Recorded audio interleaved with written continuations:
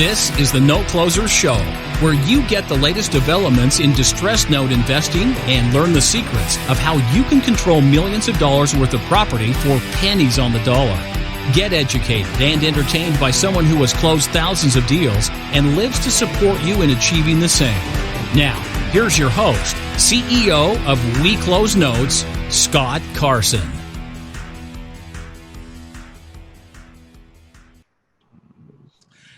Good morning, good afternoon, good evening, everybody. Welcome to this episode of the Note Closer Show. As always, Scott Carson, excited to be here with you today. And I'm really jacked up to have a very special guest on here that I think you guys that are listening out here across the country are really going to get a lot of information from today.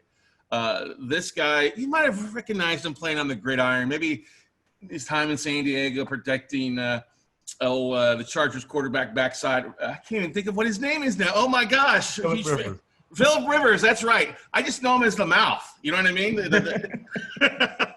But Philip Rivers and a variety. This guy is a previous NFL football player. He's a former East Carolina University Pirate and went on to play in the NFL with the Washington Redskins, the Oakland Raiders, LA Chargers, and the Carolina Panthers. Over the course of his career, he built a reputation as a trusted advisor to clients who are actually pursuing sound investments in commercial real estate. And so we're honored to have the man, the myth, the legend, Mr. Willie Smith, join us today. What's going on, Willie? How's it going today? I'm doing well. Appreciate you having me on the show today. Hey, man, honored to have you on here as well. And, it's an interesting time in the world these days for investments and sports. I think we can talk a little about both of those, huh? Right. So let's talk about a little bit. You playing in the league for 5 years. What drew you, though, to wanting to get into commercial investing or real estate investing post-NFL? So how much time you got? But man, when I was coming out of the East Carolina University, man, I was expecting to be drafted into the NFL. And unfortunately, I never got the call. And, so now I'm sitting here trying to figure out what was next. So that was the first wake-up call for me that football wasn't going to be forever. And as a player, you think you're going to play, your whole life. That's just how you think, right? And, so I never got the call. And then, the lockout ended, and I went to the NFL, and I made a team with the Washington Redskins, undrafted free agent. And but because I never got drafted, it made me realize that NFL is not always, and it's not a guaranteed deal. So I always started thinking about, hey, what's next? What's plan B if this doesn't work out? And I started investing in duplexes and townhomes. And that's how I initially got my start because, that's all I knew about. I didn't know you can, buy apartment complexes. I didn't know you can syndicate, into deals. I didn't know any of that stuff. So that's how I initially got my start.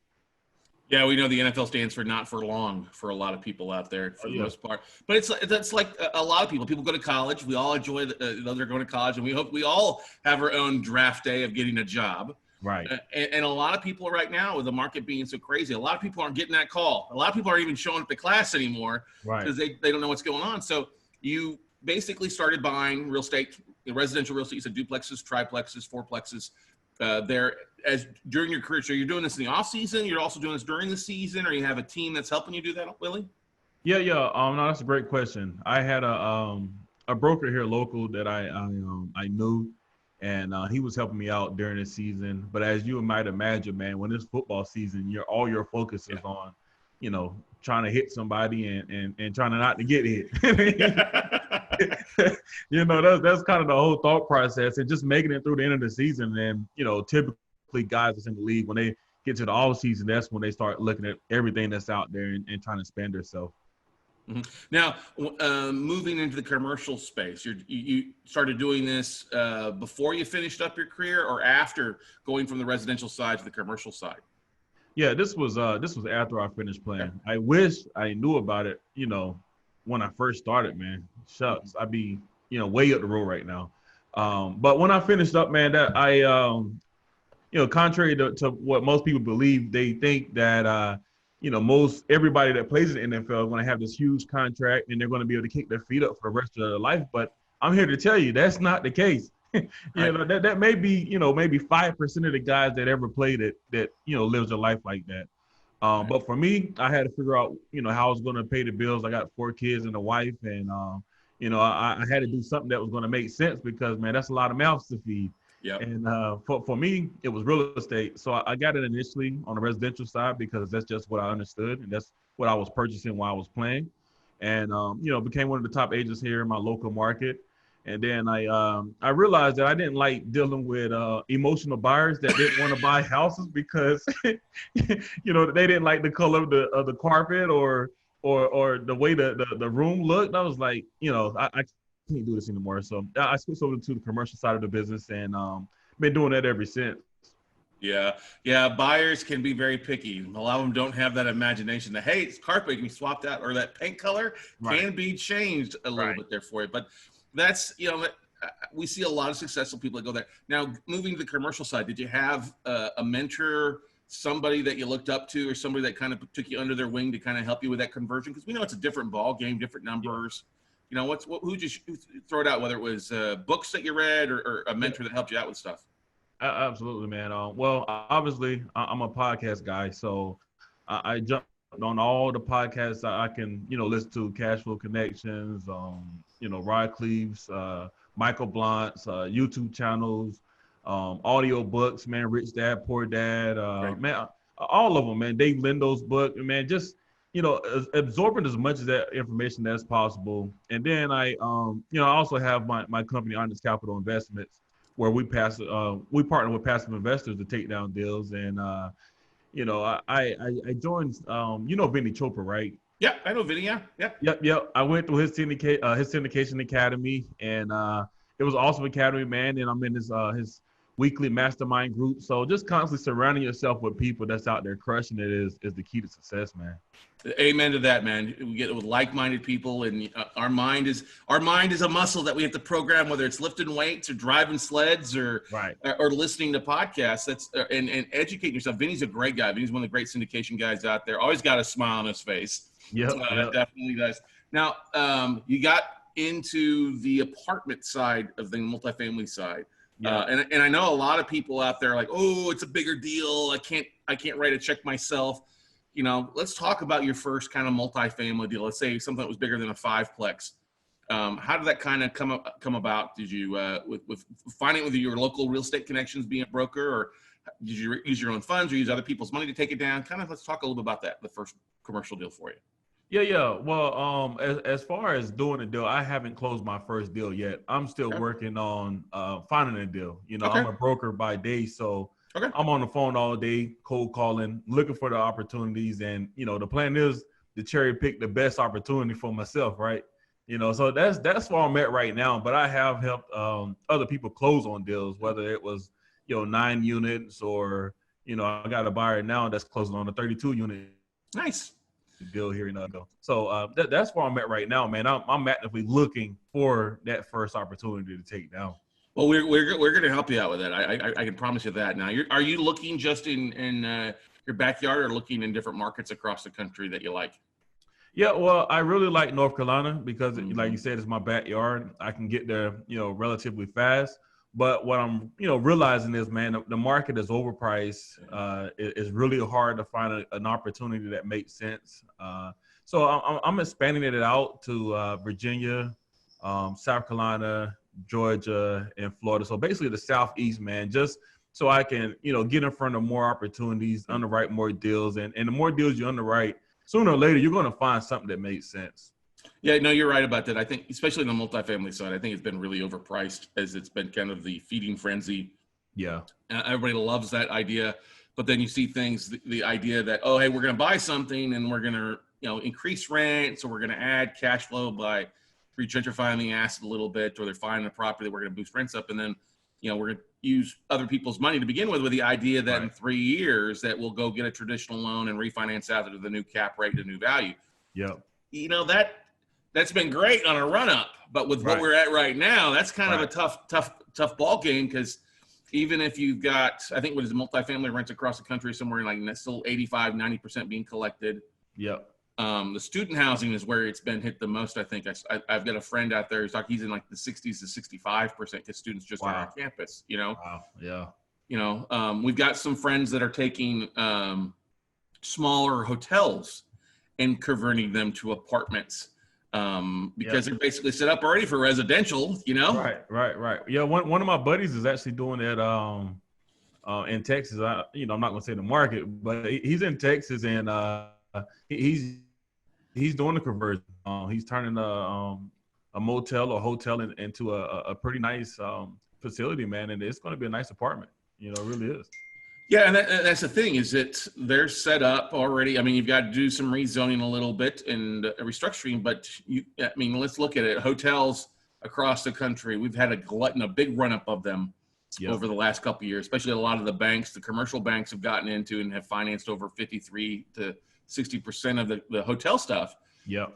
But if they're shut down, like I just flew into Charlotte last weekend. We flew in and flew out, and the hotel was I believe it was a Residence Inn that we stayed at, or a Sheraton, one of the two. We travel a lot, but it had been shut down for 2 months. Right. You know, that's not good. It's not good at all. It definitely isn't, man. And I was reading an article the other day that it's about $1 billion worth of debt on hotels that's about to be foreclosed on. And it is the higher end brands like the Hamptons and the Hiltons, and people that hotels that you would have never thought would be in this situation are the ones that's in that situation, and the ones that you thought would never make it, like Motel 6, Economy Stays, those are the ones that are thriving right now. Yeah, because the value, it's the dollar amount. When you look at the CoStar ratings and those things, the people are really being much more affordable or being more conscious mindset if they are having to travel. Right. And that's the lower dollar. I won't say the 5-star, the 3-star, 2 stars in some cities. Yep.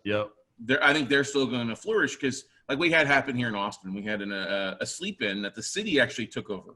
Yeah. The city actually went to the landlord and said, "Hey, we need this to, quarantine people, whether it was the homeless or stuff." And so they basically rented out the whole thing for, 2 weeks at a time. Yep.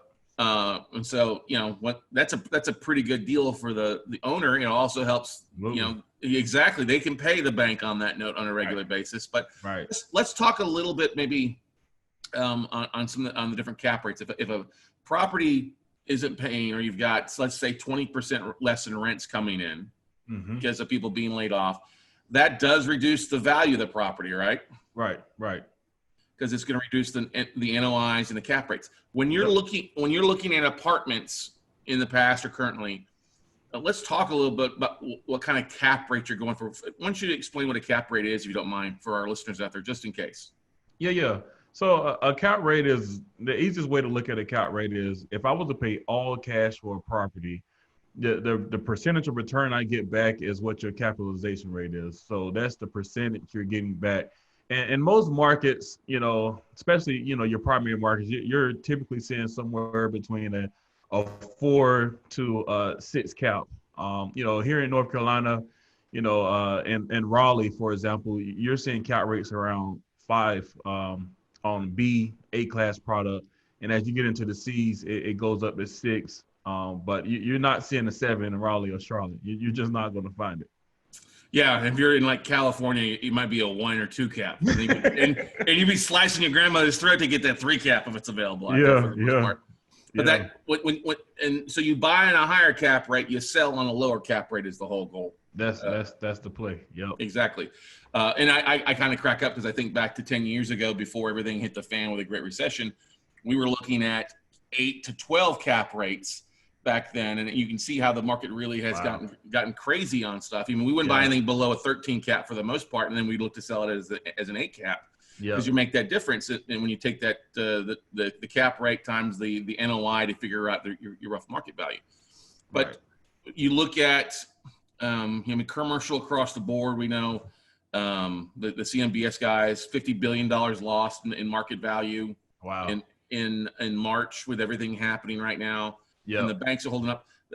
With what you're looking at, and we won't disclose addresses, but you said you're working on a 32-unit apartment. For what's kind of the sales price for a 32-unit where you're looking at for the most part? Yeah. Well, it depends on the area. Right. If you're looking at Greenville, you can, if it's a lower end C class product, you can get those for around $1 million. And And then as you go up in class, you know, that price tag goes up per door. For example, our average price per unit here in Greenville is around $69,000-$70,000 a door. Wow, that's crazy. It's gone up. We see here in Austin a very competitive Texas. I mean, Texas, people love living in Texas and buying here because fast foreclosures, fast highways, fast executions too. Anything.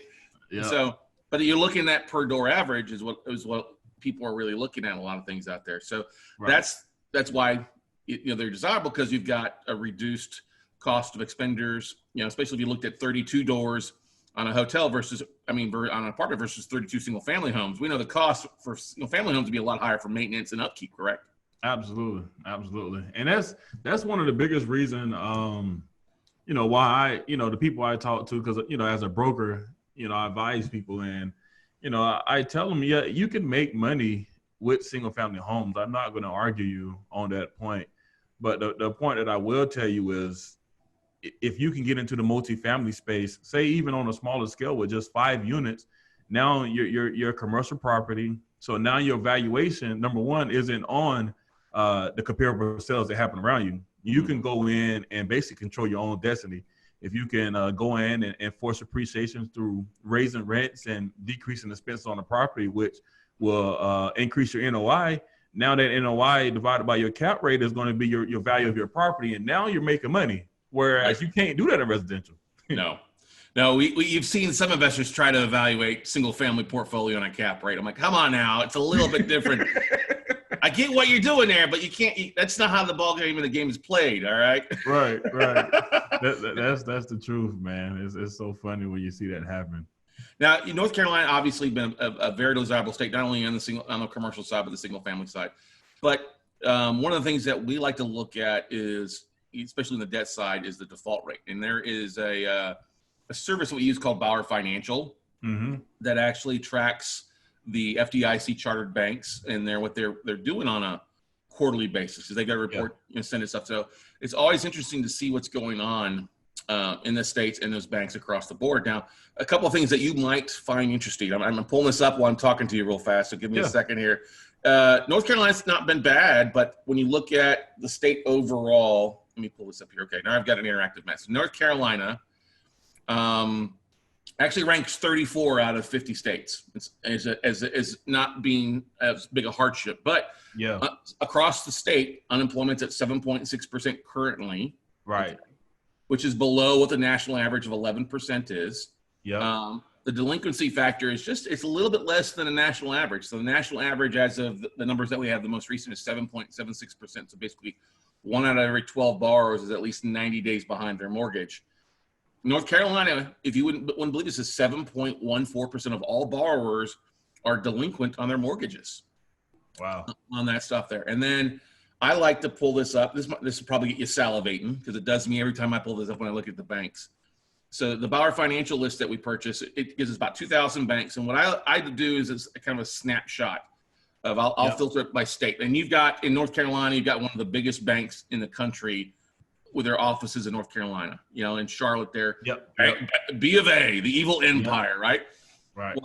Well, B of A alone came out, I think, a week ago that they're expecting to see $5.2 billion in losses. Wow. On their commercial and residential loans. It's kind of crazy to think about, huh? That really is. And if you look at currently, give me a number here. I can add this up real fast. They've got, basically statewide, if you look at the banks, the 20 banks that are based in North Carolina, that's where their home offices are at roughly, with 5 branches or more, there's over $9.4 billion in 90-day plus defaulted loans. Wow. And then another, this will scare you, because it's just not 90 days. It's that pipeline of people that have been out of work for a while as well too, right? Yep. Another 7.7 billion in 30 to 89 day lates. Wow.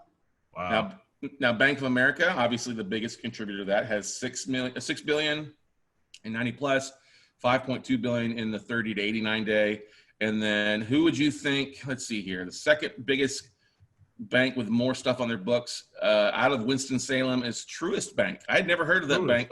BB&T, actually. They're part of BB&T. BB&T and SunTrust. Yeah, they did that merger. Yep, exactly. And they're the second guilty parties. They've got 2.7 billion in 90. Where's Wells Fargo on that list? Wells Fargo is based in California, though. They're not based in. That's right. That's right. So Wells Fargo, though, the article that came out on Bloomberg says Wells Fargo though is expecting about 4 billion in losses. Yeah. So that's the thing to keep in mind. I should send you this list. We should double team BB&T. That's right. Now, one of the things that let's see, like Truist Bank right now. This is something since you're a multifamily guy. This Bauer Financial actually lists the percentage of how much in non-performing multifamily loans. Yeah.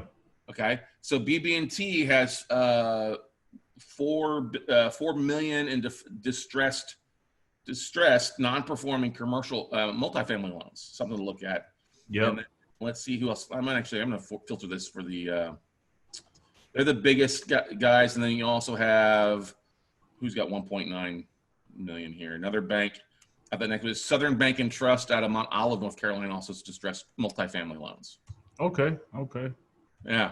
Didn't know that. That's good to know. Yeah. I mean, that's the great thing about what we do with buying the debt is you become the bank, and if you're buying it at a discount, which you should be, right? It can be really nice to kind of get creative in either A, working with the borrower, or B, if the borrower files bankruptcy, which we're seeing a record amount of them, getting the court system to turn over the ability for you to start collecting rents and receivership. And we've done that in Florida and South Carolina and Georgia before there for you. And if you take the landlord out of the picture who's using the property as an ATM and not paying his mortgage, it takes away a lot of the motivation, right? Right. No, that's very interesting. Yeah. Now on Onyx Capital's website, I was on your website before and love it. Love what you're doing, working with investors and stuff like that. Do you find it's been easier to raise capital with your background and being a broker now? Or do you see it, people maybe be a little bit hesitant because they think, oh, hey, he's in the NFL, he's got to be rolling in it, huh?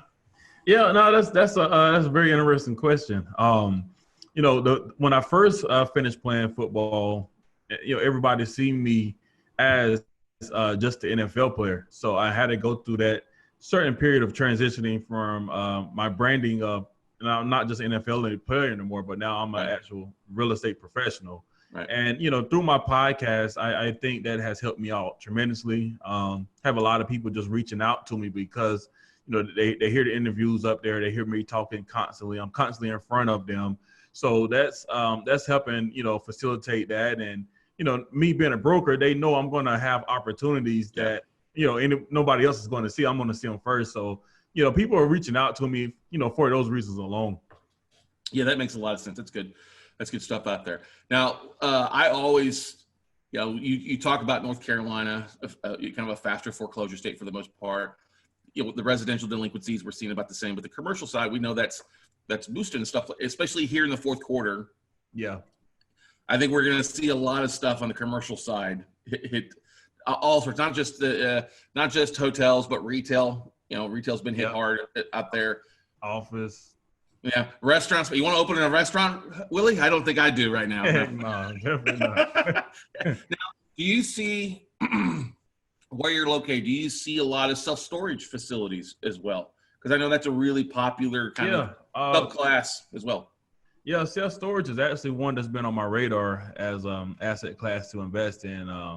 Because they're not recession proof, but they're recession resistant. Because you just mentioned all those stats of all those people that's heading to foreclosure. They're not going to be able to keep their property, and they don't want to throw their junk away, so they're going to put it in the storage facilities. That's just where they're going to put it at. So they typically do better in down economies than up economies because of that reason alone.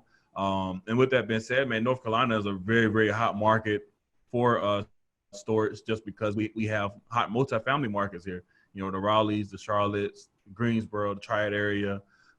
So yeah, man, self-storage is hot over here.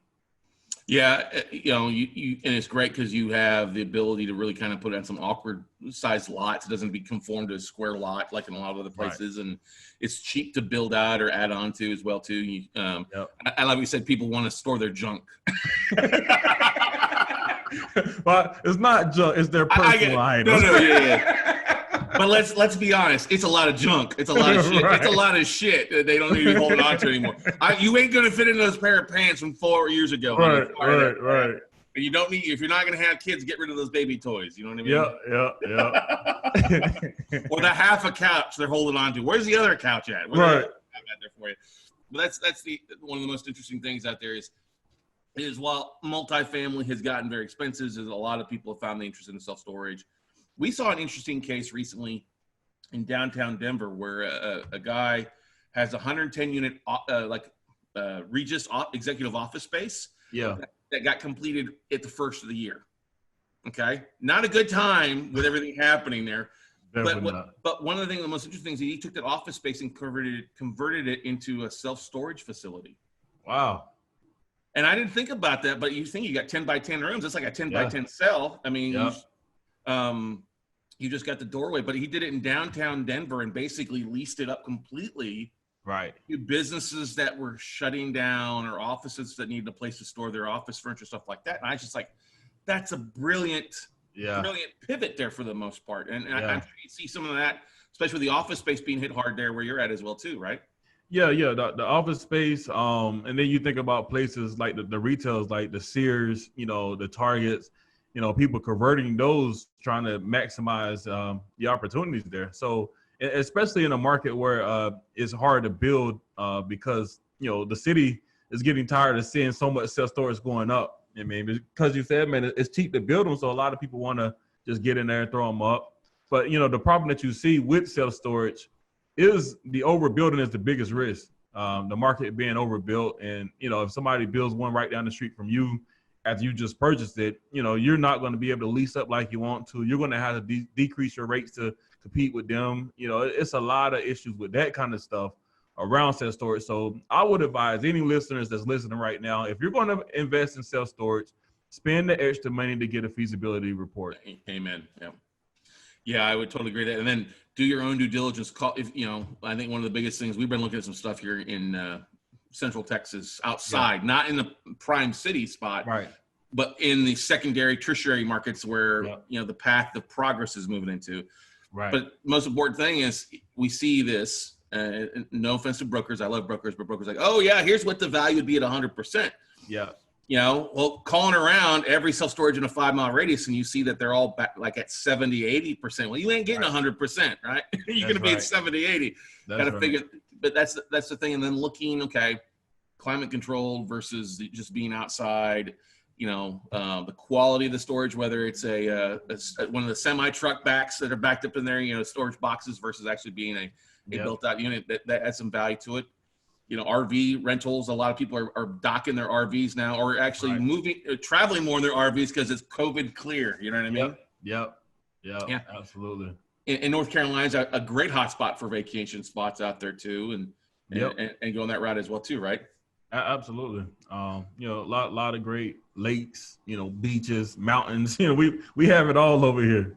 Yeah, exactly. Now, one question I want to ask for you, as you've been working with other investors out there, what has been probably one of the biggest learning curves going into the commercial space? I mean, obviously learning, but also as you've talked to people and communicated with other people and learned from there, what's one or two things that maybe popped up that they shared might have been a mistake or a learning curve that you maybe didn't think about?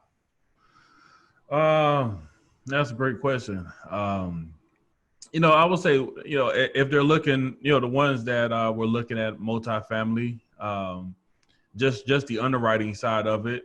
One of the biggest issues you see when people are underwriting deals and deciding if they want to buy it or not, especially, I'm a broker, so I'm kind of shooting myself in the foot here, but when we're doing a pro forma, we're not going to put every single possible expense we could put up there. And the one thing that you should look for as you're underwriting multifamily deals is the taxes. Typically, the taxes are going to reflect what the current owner is paying. But when you buy the property, you're going to be paying taxes at the new purchase price rate. Mm-hmm. So that's the biggest, I would say that's one of the biggest things that I see get overlooked as I'm talking with investors or just deals in general, man, is to make sure they're underwriting at the new tax rate. That makes a lot of sense. And then knowing what's going on in that city, I'll give you an example here. Irvine, Texas, where the Cowboys used to play. Yeah. Now the stadium's in Arlington. Well, when the Cowboys moved to the new stadium, huge, obviously millions of dollars in tax revenue went away from the city of Irvine. So the city of Irvine started cracking down very hard on apartment owners. Right. And penalizing them and taxing them. Cracks in the concrete that 2 years ago would have been fine. Like, oh no, you've got to get that fixed now, so we increase that value, get that tax revenue up there for you. Looking at your zoning and speaking to the city, what's going on there too. It's one of the most valuable phone calls you can make you or break you in the long run, right? Yeah. Like you said, man, that was a great point you brought up about economic drivers in the marketplace and seeing is the city how's their budget? Is it operating at a deficit? Because if that's the case, they're going to come after you as a property owner and try to get all the money they can. So that's a really good point to think about when you're looking at markets. Yeah. Everybody's got their hand out.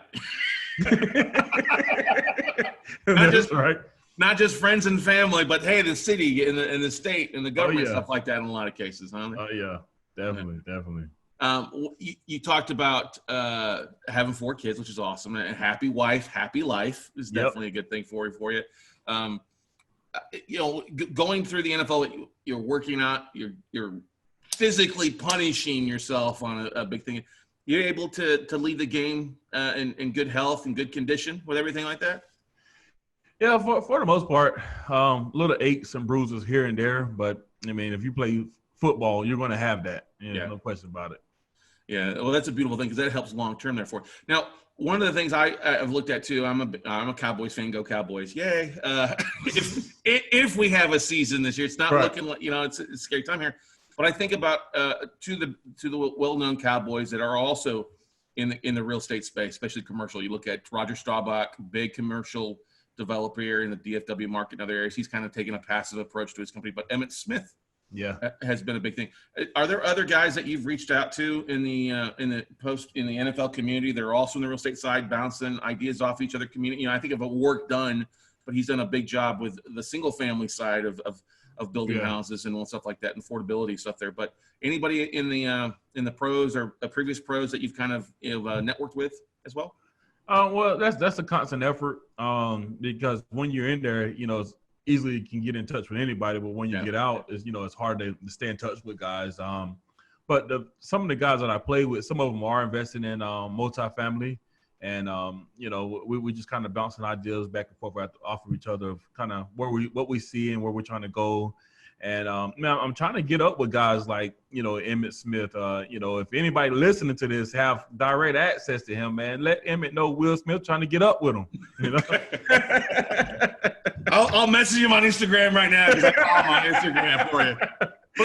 But I agree to that though because it's why not? You want to like-minded. You've got similar backgrounds, and you've also I've heard you talk about this on the previous podcast. Is everybody shows up wanting something at some point because they think of something, and you obviously got a big heart. You want to help. You wouldn't be a broker if you weren't trying to help and work with people. Things there for you, but you wanted hey, coming from the similar backgrounds.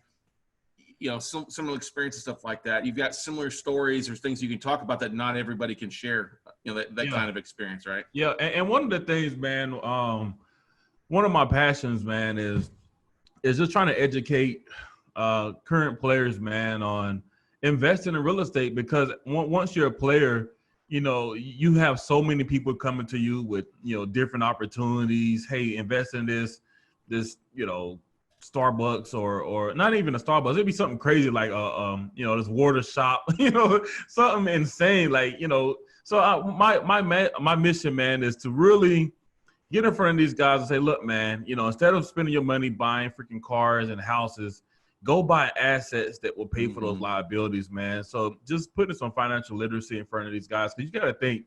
Most of these guys, man, they grew up in homes where they didn't have the money, and they were the first ones to really go out there and make a lot of money, and they're making this money really fast. And they don't have anybody really giving them direction other than the financial advisor. And, all they're doing is putting the money where they can make money at. So they don't really care about you because I can tell you, when I was done, I didn't hear anything else from my financial advisor.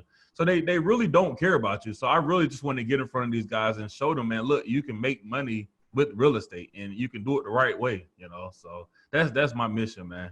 Yeah, and that's we live in such a huge financially uneducated society. I mean, they don't teach us how to balance a checkbook or doing that stuff anymore in high school, let alone to get to college. It's more of a, hey, pass a test so that you fit in so we don't lose our federal funding. Right. It's not really about it. And then also you got a lot of people coming from backgrounds that didn't, I mean, my parents were entrepreneurs, but they didn't, you know, they weren't great money managers in a variety of ways out there. And, you know, you think about, you know, you have a lot of people sitting there, hey, I'm a financial advisor or your agent, I'm gonna get my 4 to 10% or whatever like that. And then when don't have the chance, like, oh, I'm gonna move on to somebody else. But you will make more with what you're doing now than what you did in the league, because you've honed your skills and your craft, and it's the second career for you, right? Yep.